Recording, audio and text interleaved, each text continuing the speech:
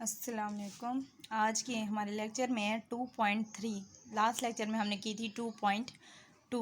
2.3 exercise से पहले हम उसकी एग्जांपल्स देखते हैं, थ्योरम्स हैं, रिजल्ट हैं, ताकि उनको यूज़ करते हुए फिर एक्सरसाइज सॉल्व करना आपके लिए इजी हो जाएगा। अब सबसे पहले आपके पास क्या है, थ्योरम्स ऑन डिफरेंशिएशन। डिफरेंशिएशन के क्या थ्योरम्स हैं हम वो देखते हैं। एक्सरसाइज 2.1 और 2.2 में तो हमने देखा था फ्रॉम द फर्स्ट प्रिंसिपल या बाय डेफिनेशन हम कैसे सॉल्व करते हैं 4 स्टेप्स को यूज़ करके। अब अगली जो एक्सरसाइजेज होंगी उनमें हम इन थ्योरम्स को ही यूज़ करके क्वेश्चंस को सॉल्व करेंगे। अब फर्स्ट क्वेश्चन देखें, हमारे पास क्या है, D by D X C is equal to 0। C के आपके पास कॉन्स्टेंट फंक्शन है, जैसे 2 हो जाता है, 3 के ए, मतलब ये कॉन्स्टेंट्स हैं जिनकी वैल्यूज़ चेंज नहीं होते हैं। उनका जब आप डेरिवेटिव लेंगे तो वो 0 आएगा। ये चीज़ ऑब्जेक्टिव में भी आपके आती है और क्वेश्चन में भी यूज़ होगी। नेक्स्ट आपके पास मोस्ट इंपॉर्टेंट रिजल्ट है, ये सारे डेरिवेटिव्स में यूज़ होता है।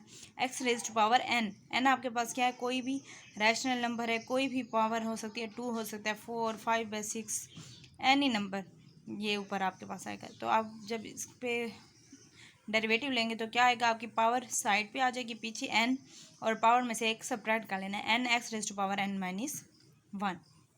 ठीक है, फिर आपके पास आ जाता है third, derivative of Y is equal to C F of X. C F of X हो तो उसका आपके पास डेरिवेटिव क्या होता है, तो वो वही आता है सिंपल, सी को आपने बाहर निकाल लेना है और आपके पास एफ का डेरिवेटिव आ जाएगा। ठीक है, सी कॉन्स्टेंट है, उस पर इफेक्ट नहीं पड़ना, एफ का आपके पास डेरिवेटिव आ जाएगा। ठीक है, क्या है आपके पास कि सी अकेला हो कांस्टेंट तो वो उसका डेरिवेटिव आपके पास 0 आता है, लेकिन अगर सी आपके पास किसी फंक्शन के साथ आ रहा है तो उसमें उसको आपने 0 नहीं करना, उसमें सी को आपने बाहर कॉमन निकाल लेना और एफ का डेरिवेटिव ले लेना। ठीक है, बाकी इनके प्रूफ्स आप वही 4 स्टेप्स यूज़ करते हुए कर सकते हैं। जैसे कि इसका एक का मैं आपको करा देती हूँ।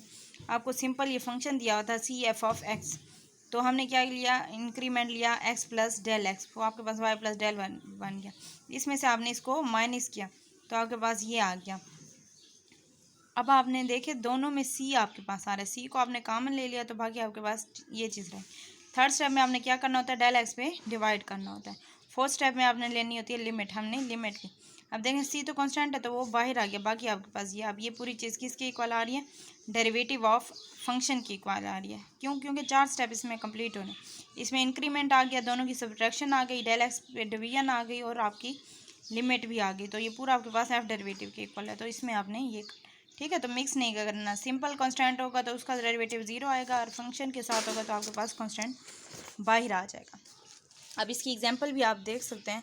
एग्जांपल नंबर 1 है आपके पास, calculate d by D x 3x raise to power 4/3। तो 3 कांस्टेंट है, बाहर आ गया, बाकी जो फंक्शन है उस पर आपने डेरिवेटिव लेना है। और आपने कैसे डेरिवेटिव लेना है, 4/x को आपने बाहर, 4/3 को बाहर निकाल लिया, x 4/3 में से एक माइनस हुआ तो बाकी आपके पास। ठीक है, फिर नेक्स्ट है आपके पास डेरिवेटिव ऑफ सम और डिफरेंस ऑफ द फंक्शंस। सम के और डिफरेंस के आपके पास क्या डेरिवेटिव्स हैं वो आपने कैलकुलेट करने हैं। अब इसमें क्या है, आपके पास f and g are differentiable functions at x, तो आपके पास f plus g, f minus g, सारे वो भी डिफरेंशिएबल होंगे। वो उसका रिजल्ट आपके पास क्या है, अगर आप एफ प्लस जी का डेरिवेटिव ले रहे हैं तो किसके इक्वल आएगा, सेपरेटली आप एफ का डेरिवेटिव ले लो और जी का डेरिवेटिव उनको ऐड कर दो।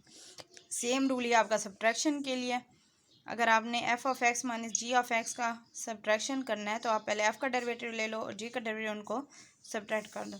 इसका प्रूफ भी आप बाय डेफिनेशन कर सकते हैं। ठीक है, फिर है आपके पास इसकी एग्जांपल आ जाती है। एग्जांपल नंबर 1 है इसकी, इस प्रूफ की। आप देखें, अब आपके पास ये 4-5 फंक्शन जो है एड अप हो रहे हैं, तो आपने क्या करना है, इस पे अलग डेरिवेटिव ले लेना है, दूसरे पे अलग, तीसरे पे अलग और फोर्थ पे अलग।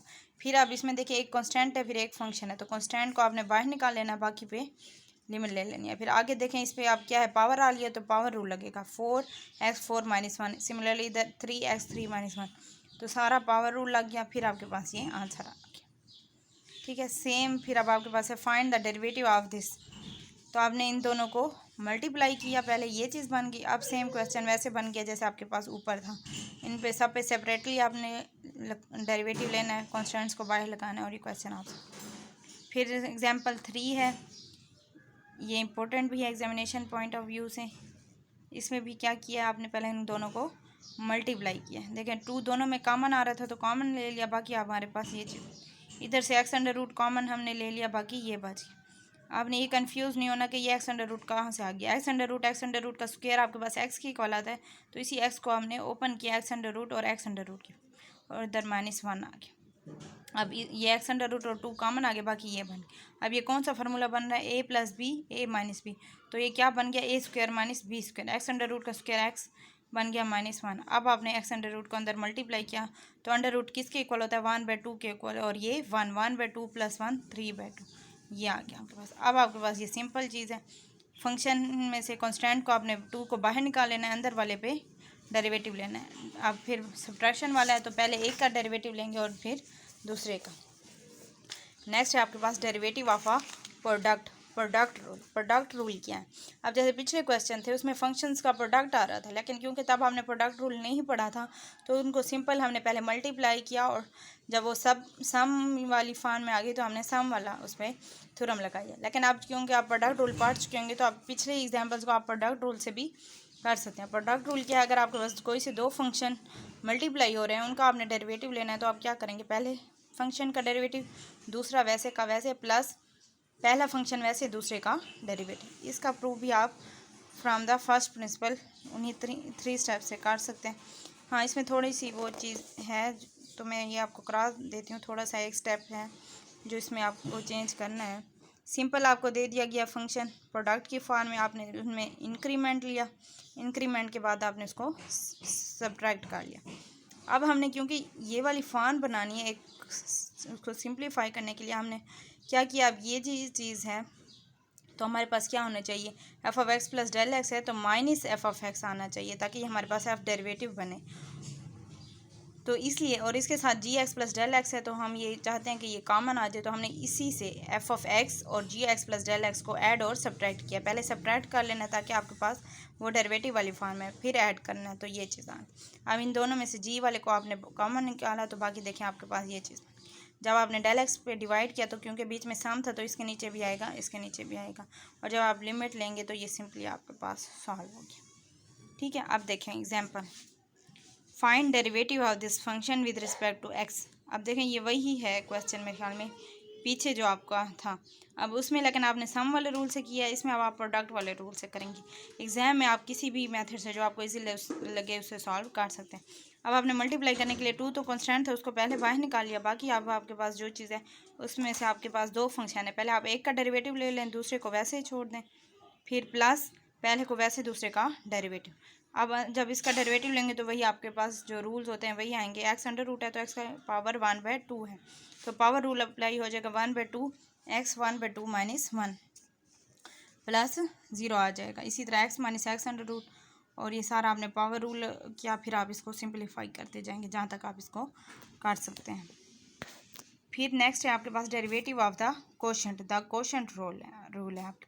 कोशेंट रूल क्या है, मीन्स जब आपके पास 2 फंक्शन कोशेंट में होंगे या डिवाइड हो रहे होंगे f/g की फॉर्म में, तो उसको आपने कैसे करना है।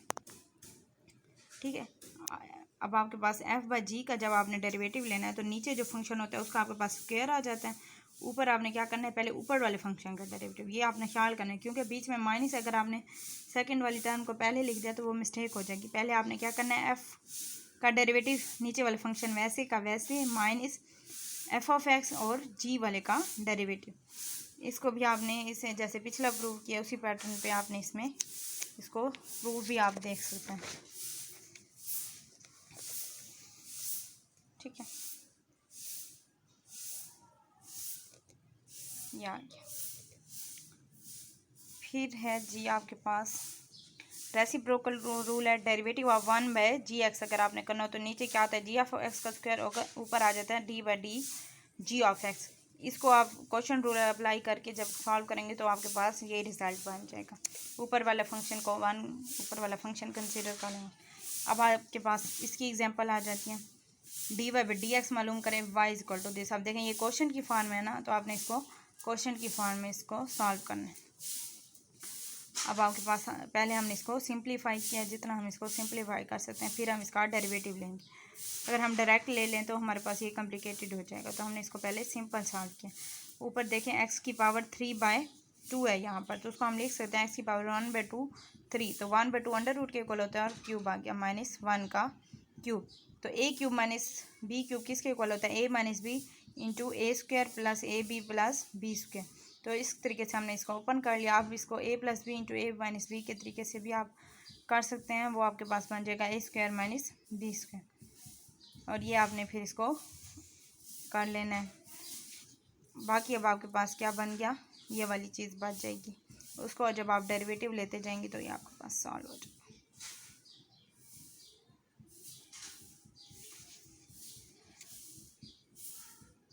अच्छा जी, इसमें हाँ एक्स ए इसको हमने ए स्क्वायर माइनस बी स्क्वायर नहीं किया, सॉरी, क्योंकि हम कर तो सकते थे लेकिन हम इसको सिंप्लीफाई करना चाहते हैं। ये इसे कैंसिल आउट हो गया, जो बाकी चीज़ रह गई है उसको पहले हमने सॉल्व किया, उसको अब हमने मल्टीप्लाई कर लिया अंदर वाले फंक्शन से, तो अब हमारे पास ये चीज़ बन गई। इसका डेरिवेटिव लेने से आपके पास आंसर। अब नेक्स्ट क्वेश्चन है एग्जाम्पल नंबर 3, वो भी आपके पास इसी तरह है।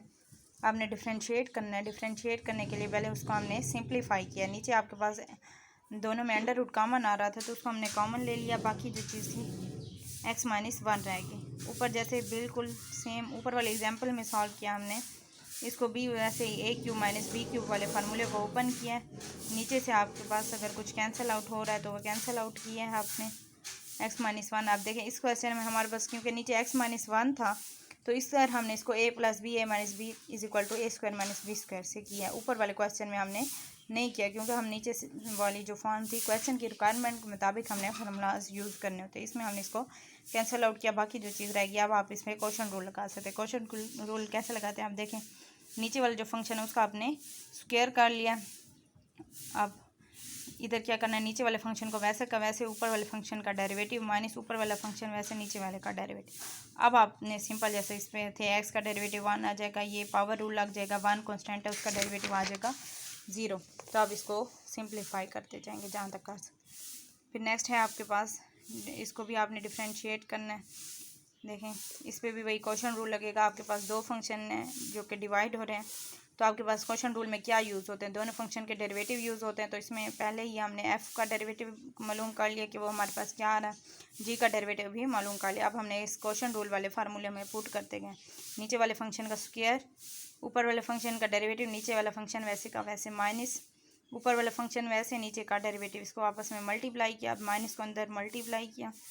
अब सिंपल आपके पास ये आ गया। मज़ीद आप करना चाहे तो 2x कॉमन भी ऊपर से ले सकते हैं, लेकिन क्योंकि नीचे से कैंसिल आउट नहीं होना तो आप यहाँ तक भी छोड़ सकते हैं, इसको भी कर सकते हैं। आज के लिए इतना ही है, बल्कि आप इसमें से शुरू वाले क्वेश्चन कर सकते हैं 1 2 3, पहले 5-6 क्वेश्चन आप कर सकते हैं। इंशाल्लाह नेक्स्ट लेक्चर में हम जो अगले क्वेश्चन कुछ डिफ़िकल्ट है वो मैं आपको करा दूँगी। बाकी आप ये क्वेश्चन एग्जाम्पल से रिलेटेड है, शुरू वाले 8-9 क्वेश्चन आप कर सकते हैं। और अगेन वही कि अपनी अटेंडेंस लगाना नहीं भूलनी। अटेंडेंस फॉर्म आपको कमेंट के में उसका लिंक दे दिया गया, आपने उसमें अपनी अटेंडेंस लाजमी मार्क करनी। ओके जी, अल्लाह हाफ़िज़।